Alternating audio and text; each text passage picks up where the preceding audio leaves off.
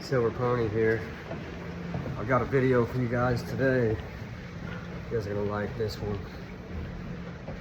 You guys are gonna like this one.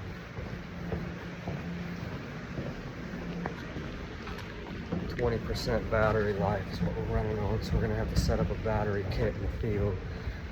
That's fine, I can do that. So basically, our route of egress out of apartments.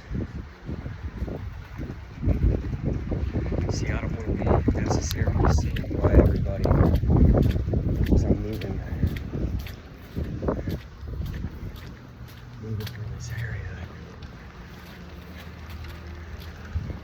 A, because of what I have on. Basically today we're going to be doing a Swagman roll.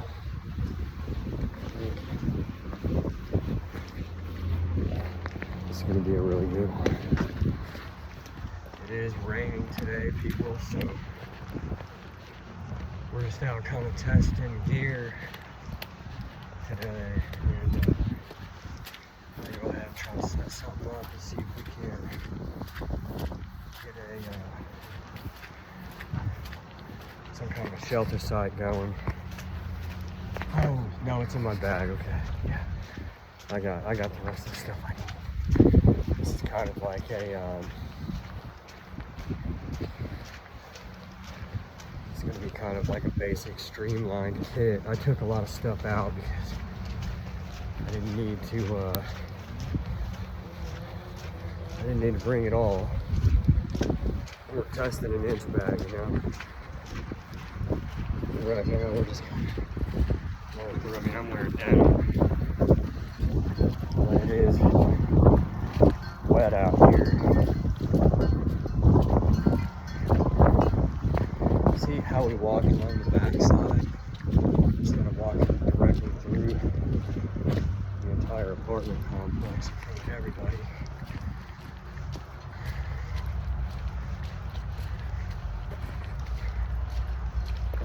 Kind of choose to take the back route. Just more coverage in this area as you're moving through. You know, you can imagine this being a non-permissive environment. You're gonna want to reduce your signature as much as you can, like for any kind of commute, any kind of a travel. You want to leave zero trace. Zero trace. The best way to win a battle is to not get in one at all. And if you can take certain precautions to, well, that's all mud, guys. That's so whack. That's so whack. But my boots are doing their job. Ooh, that's a little more than mud there. You know what I mean? Yeah, that's my sand. I don't even know what that model of boot is, but we needed boots if we're going to be a good waterproof utility shoe. When shit hits the fan, like, you're really going to want probably something a little more substantial on than tennis shoes. See, watch this. If I got to cross something like this, if I was in that pair of Air Maxes I had right now, that would have just ruined me. See, look at this. Look how deep that water is, guys. Testing these boots right now. Will they do their job and hold up? We are supposed to be waterproof all the way up to the ankle. I do feel a little wetness in the boot right now, but I think it was because I kicked water splashes up onto the boot, or up through the top of the up to the top of the ankle. But see, we're walking through mud right now. And this is a clean area, you know. You don't know what you're gonna have to go through, you know what I'm saying? So it's best to have something that's got, you know, some substantial, I mean, think of your footwear like the tires on a car, you know what I'm saying? Like, depending on the usage is the type of the shoe that you're gonna wear. But if you need a basically SHTF is should be considered kind of like a utility workspace, I would guess. Just because there's so many hazards, you know. There could be buildings blown up. There could be cars blown up, glass everywhere, rubble. You don't know what you're gonna have to deal with. I mean, let's go ahead and walk through here. See, this is the easier area. I'm just gonna walk right straight through this, guys, not even caring. Boom, boom, boom. That's pretty deep water, people. This is the real bad one up here. We're gonna test this one. You guys will like this because we're gonna straight up test these boots. I'm experiencing a little bit of dampness. See, my buddy David, he knows a lot about gear, and he said not all boots, just because boots say they're 100% waterproof doesn't mean that at all. He was like, so you need to take them and basically, you know, run them and see how they do. I don't know if you guys can see that. Make sure, yeah, we're recording. Yeah, that's some dirty, nasty, mucky water. Now my socks seem to feel damp. See, these are good boots. I mean, we're out in the rain right now. Basically, this is all rain, like wet weather kit. You know what I mean? And Swagman poncho. I don't even have my normal coat with me. I'm wearing a flannel Wrangler top underneath this, so it's being used as a jacket and a poncho right now while we're wearing it. And I'm also, wow, that was a deep spot. You see, guys, there you go. That's the first test of the Ascend. I don't know. I'll have to look up the model for them. Wow, look at this. Feeling some dampness in my sock, and I don't know if it's just from, wow, guys, that's pretty deep right there. Now, I'm definitely feeling some water, but I think that might have come from the back, from the ankle. Probably from the ankle going in there. We'll walk through this one too, just for good measure. Wow. I'm glad we came out here, guys. I'm glad we came out here. Now we're going from there straight in through all this. Now, granted, they just cut this, but it's definitely long, wet grass. Oh, check out my pack. Isn't that dope? That's my rain fly. Now, what I am gonna do is I'm probably gonna turn it inside out, and on the inside portion of it, I'm gonna spray it with some kind of a custom camo pattern that I'm gonna create with rattle cans, basically. The Krylon or whoever makes that, Rusto, I don't know. But there's 4 different colors. Y'all know what it is. We're gonna go get it, and we're gonna spray the inside of this, so if we need to be hidden, we can be hidden, and if we need to be visible, we can be visible. We might need that for a signaling thing. Now, I am taking a little bit more of a treacherous way out here, just to show you guys, like, look what we're traipsing through right now. This is intense. Luckily, it is winter time, so I don't know about snakes. In the summertime, this would probably be a pretty dangerous area to walk through. You'd be dealing with rat snakes, and we have copperheads in Oklahoma. Look how gnarly all this is. Look how gnarly. And not just, but we also have cottonmouths here. So those are 2 of our main venomous snakes, and then we just have others that would hurt if they bit you. And I think we do have some rattlesnakes here, if I'm not mistaken. But then you also got to deal with ticks, man. Like, going through fields like this, you got to be laced up proper, because you don't want to get ticks on your underpots. You know what I'm saying? Because that would not be good. Nobody would want that. So basically, we're just gonna go test this shelter side. We're going right now. We're gonna get some set out here. Just play bushcraft for a little bit. I like that idea better than I like the idea of sitting inside, I'll tell you that much. Now, these are extreme conditions we're experiencing right now. It's probably, Oh, it's probably about 32, 33 degrees. Well, it's probably about 34, 35 degrees right now, but there's wind chill and then it's raining. So you can only imagine being stuck out in weather like this without the proper attire. You would get cold and wet fast. And if it was too extreme where you couldn't get into, get to somewhere where you needed, or could get to a change of clothes and get the proper gear. Basically, if you couldn't get to a place of safety very quickly and you were going to be exposed to this environment for a prolonged period of time without the proper setup, you could really be in some serious trouble. So I don't even know if you guys can see the rain. It's definitely coming down now. Yeah, so it's really cool. This Helikon-Tex is being used for a poncho and a jacket, a warm winter jacket at the same time. I mean, you basically wrapped a big blanket around, a waterproof blanket around you. Here we go. Here's another deep one. Oh, that's way too deep. That was about a foot deep. My foot's wet now. Yeah, I guess that just says, dang it, got my socks wet. That's a terrible thing. We're not gonna be out here too long, so it'll be all right. It'll dry off. I guess that's just don't take unnecessary risks. Is that lesson?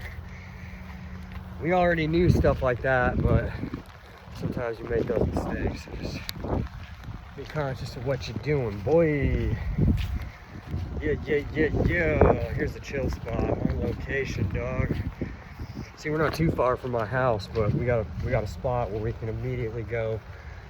If some shit do pop off and we need to exfil an area. Now this isn't on foot. If you got access to a vehicle, your exfil is going to look a lot different than mine. So you'll probably be getting out of the city to the nearest surrounding town to pick up family members, and then I'm sure a lot of you guys got places to go outside of the city. Now I'm gonna put my phone down to be able to film. So whenever you guys do this, if you have to do this as well, always make sure that you have put a leaf or something clean, surface there on the ground first, and then set your phone on it, because otherwise what can happen is you can shove a bunch of mud and dirt and junk up into your charge port and your mic ports, and you can damage and ruin your phone. And if you are like me and ain't got a lot of money to be blowing right now, $900 iPhone purchase would not be a fun kick to the boys as you would think. So trying to find somewhere to set up for you guys, because we want to do a ridge line. We're gonna want to do a ridge line, and what would be sick, guys, is to test this out and see if we could do a high ridge line. Wouldn't that be dope? A high ridge line, boys and girls. See, sometimes you got to do some campsite prep. This will be a cool video, I think. Just kind of show you guys what's up. Oh my goodness gracious. Because I got to keep my phone dry too, you know what I mean? And I also got to give you guys a good view of what's up. See, I don't know if that's enough. I mean, iPhones are waterproof, right? Water resistant at least, especially the nicer ones. I'm pretty sure all iPhones have a water resistance to them or something. I'm pretty sure. You guys know the answer to that. I'm just gonna set you all right there, and you all should be able to see everything going on. You can see me. Yeah, you can see me. So I'm gonna go ahead, and first thing I'm gonna do, I'm gonna take this Mora. I'm just gonna trim this irritating little wood chute out of here.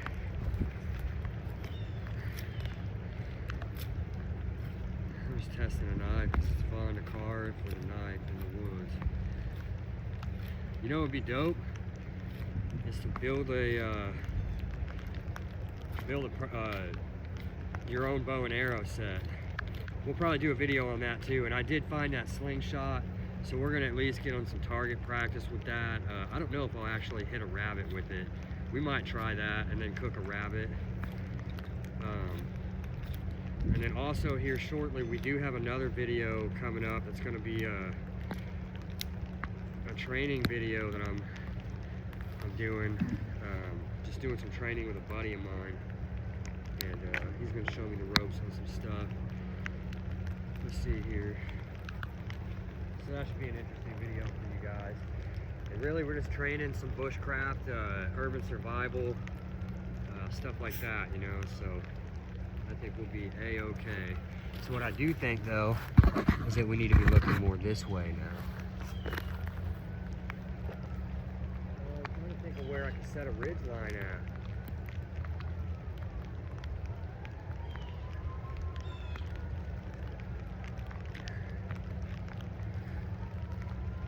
Guys, wouldn't it be so interesting if I was able to just do a high ridge line and then just use what I'm gonna have to do. Basically, this is what's up. All right, so now we're here, we wanna do this video, and I wanna drop a ridge line. But what I wanna do is I wanna have the ability to be able to stand up underneath. I wanna have the ability to stand up underneath my ridge line because I don't want to have to be on the ground right now. And really, I can be on the ground right now because I'll show you my shelter kit.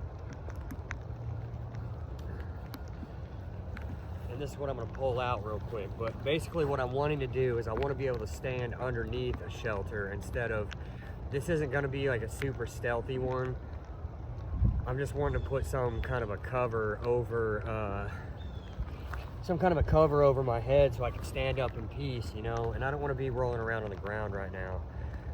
So I'm trying to think if I could do just like a high ridge line and then just use like long guy lines and re-engineer it a little bit and just kind of, or manipulate the engineering on the just regular plow point shelter configuration. We're literally doing this live right now, and actually what I gotta do is this. Dude, you guys are gonna be upside down. That's so whack. I didn't see that. I apologize.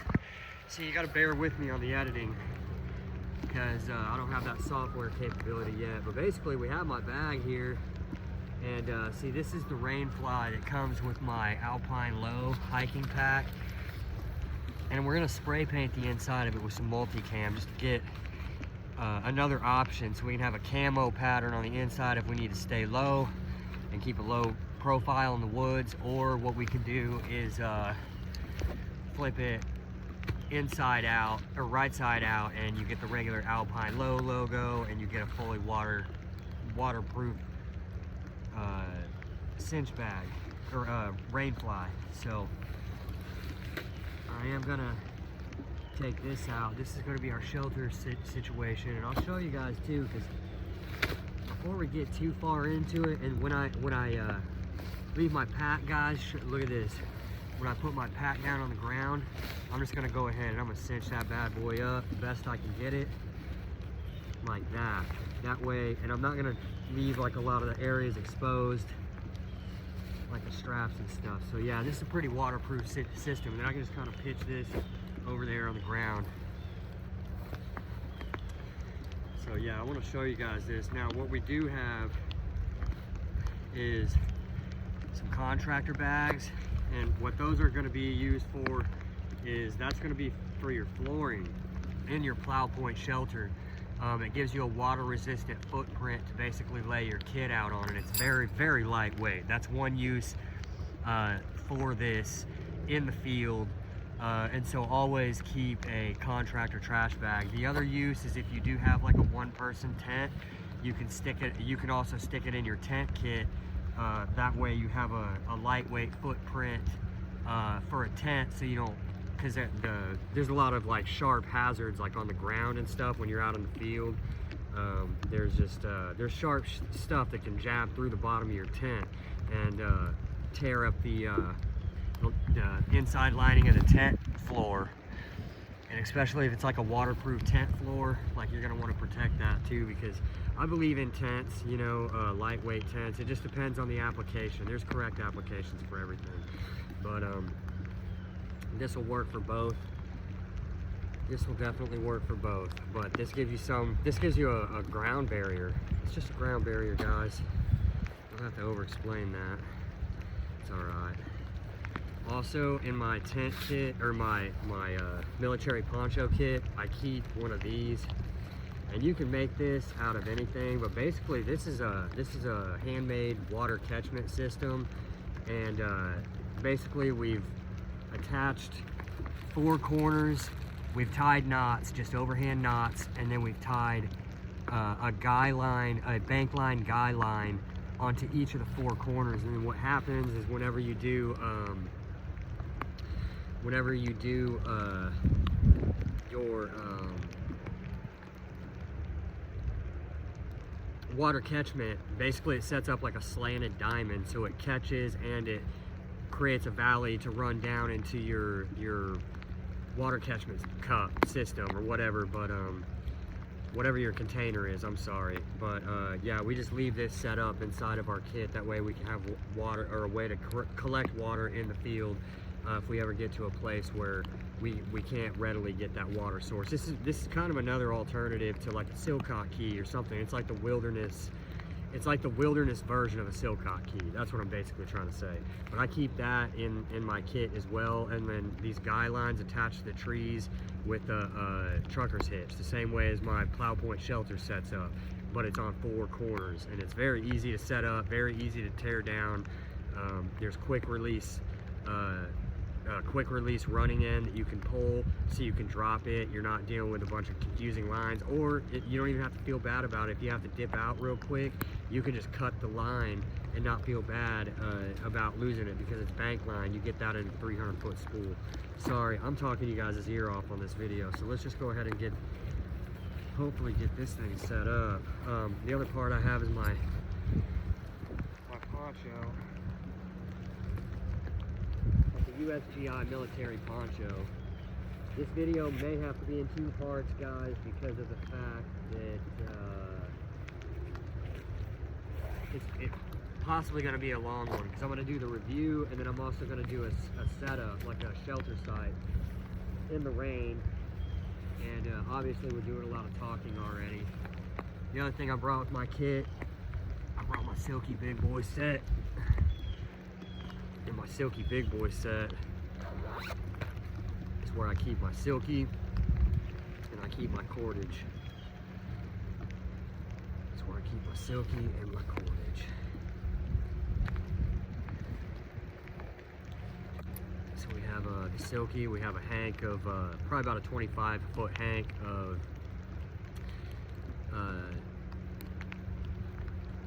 safety orange. I'm sorry, my mind blanked out. Of yeah, safety orange. And then the other one is the OD green. I'm sorry, my mind just blanked out there. So I have 2 hanks of paracord, and so what I'm going to do is I'm going to go ahead and I'm going to run this first ridge line. You know what, guys, I don't know if I have enough cordage for all this. We're going to try though. I just do a overhand knot. Like, I fold mine in 50% halves, guys, and when I fold them in 50% halves, and then when I get them down to a manageable size, I just flip them in an overhand knot and pull it tight. And it generally, I mean, look, guys, like, it's very easy. Like, none of it's tangled, you know what I mean? And then I do keep a bowline on each end,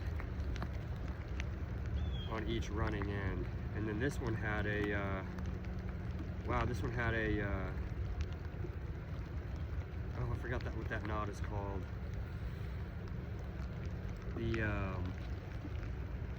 That's the one you tie it first. Oh, guys, I'm sorry. Do your research, boy, do your research. I know, man, I know. I wonder if we can do this. Basically, we're gonna have to run for you guys to see it. See, I gotta get my bowling. So I'm gonna go through. I want my ridge line to be like right here. Like, you know, I can squat down a little bit, but dude, we're gonna do this together, guys. It's gonna be dope. Watch this. We're just gonna do some reverse engineering.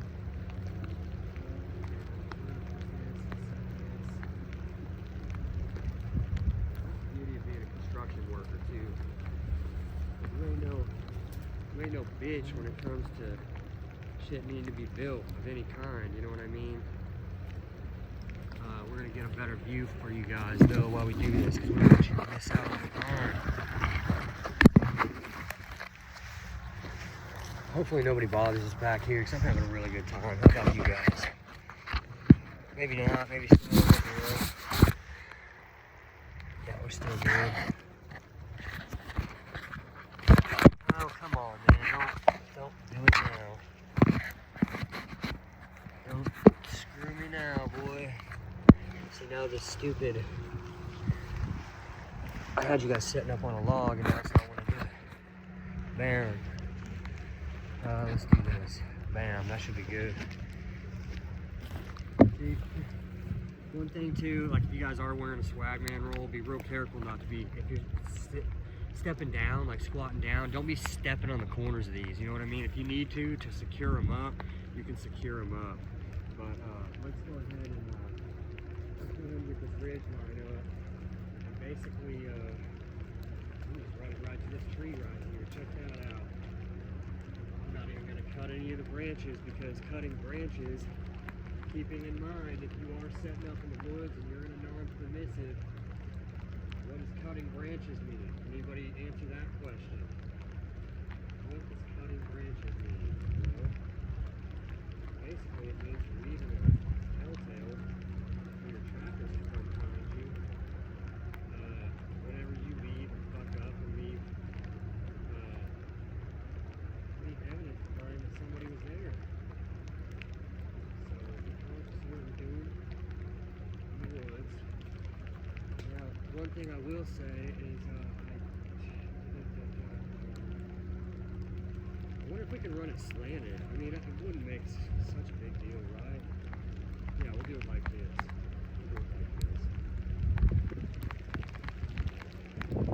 See, I don't know if you guys can see this, but basically this is coming off of a normal branch as well. I mean, you don't have to just tie these to a tree trunk. Like, you can string them off branches too. So like Corporal talked about, you just roll it over on itself to create a loop, then you reach down, grab the loop, or grab the line, and then just pull a loop through the pull the line through the loop, and then you just tighten it back on itself, and it creates a loop there. And you just cinch it down. And you're gonna do a quick overhand knot. It's not even an overhand knot, you're just creating another half hitch, I think is what that's called. Another trucker's hitch. You're creating a secondary trucker's hitch. And then whenever you create that second bite from the trucker's hitch, basically you're going to tighten it down on itself. It'll lock itself against the stopper knot there. But then you're also going to leave the bite, or the loop, you're going to leave that out, because what you're going to do is you're going to take your poncho.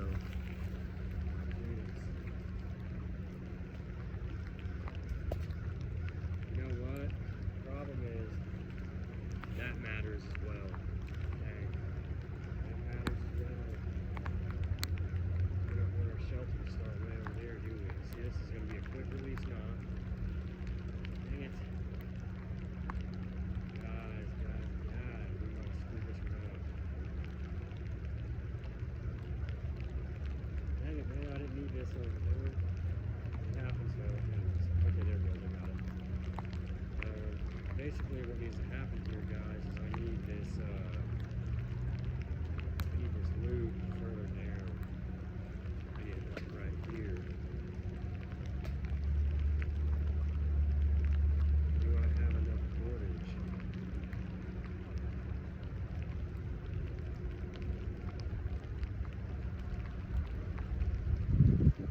How much cordage can I get out of this move? I'm about to cut this cordage, guys.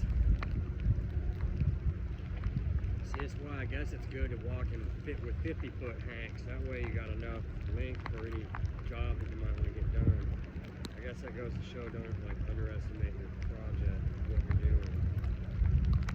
And that is pretty locked in there. I don't know how well that's going to last, guys. That might be the running end that we need to get this all worked out, fellas. And what I do want to do, I wish I could go higher up on the branch.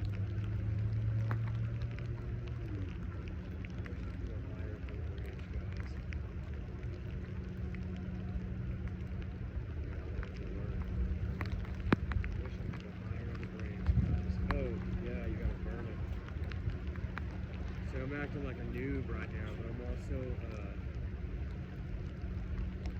also out here training with you guys as well. Dang it, where's my freaking lighter? Oh yeah, guys, I want to show you this real quick. Look at this. This is what's beautiful about this. It's got the pocket in the front, so you can just reach right down in there. You can grab your lighter out of a front pouch that's waterproof right here on the front of the Swagman roll. It's right on your chest, and you just zip it right back up. And the beautiful thing, oh, we need to put this saw. Yeah, keep your tools out of the rain, guys. I don't want that to rust. Yeah, keep your cordages dry if you can too, because once they get wet, they're a lot stronger too when they're wet. Sorry guys.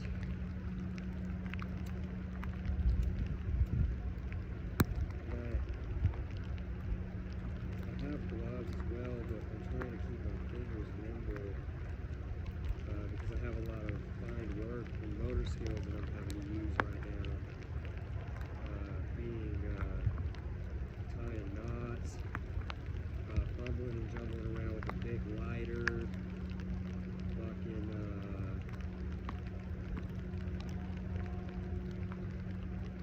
just other stuff. So you can only imagine. You can only imagine what it's like working with some of this stuff when it's cold.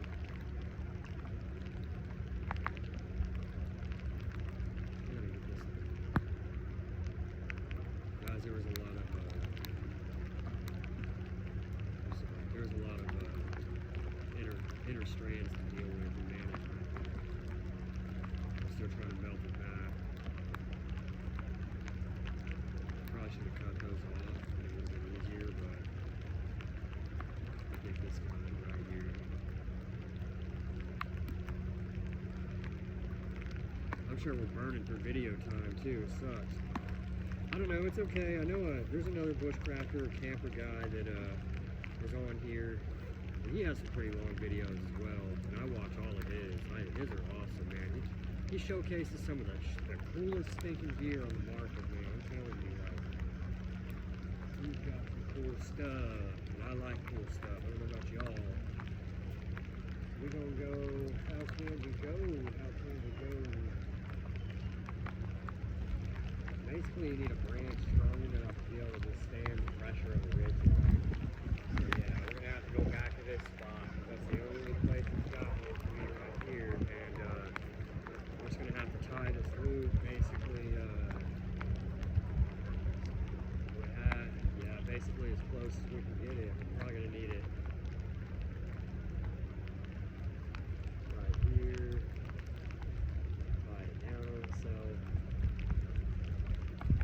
This is such a useful shelter, guys, that you have no idea where you might end up having to use this.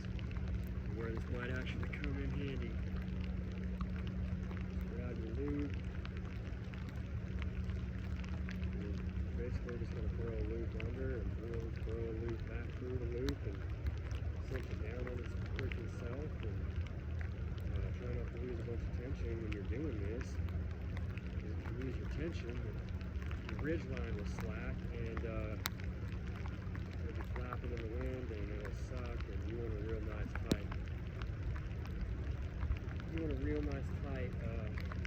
tight ridge line, tight setup just in general, because when it's slack, like, it just comes down crappier and crappier. Oh, what am I doing here? So you get your little I'm gonna show you this real quick too, how this integrates. I'm gonna keep this. Ooh, dang. Boy, my saw got all wet, guys. See, I like to keep all my stuff nice and organized. I want to make sure my camera's clean for you guys. There we go. It was looking a little rough. So basically, look at this, guys. This is how it's gonna snap this as well. I had to snap that out of here all the way. So hey, here's one use for the poncho liner. I'm gonna go ahead and take off my cap too. Oh, you guys notice I'm wearing these too, my safety glasses. Those are really important when you're in the woods, because tree branches will freaking screw your eyes up really bad. I mean, you could get a serious injury if one of those like little shoots that run off a branch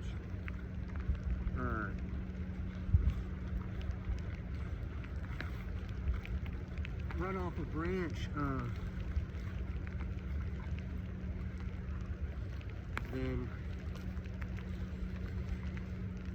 see, this is really difficult with a hat on, is the problem. I'll tell you one thing, guys, I don't think I like wearing the military poncho, and this is the reason why. I'll tell you this. This is for a tactical reason. You ready? What happens if you get into a fight with a poncho on? Your opposing force could grab onto this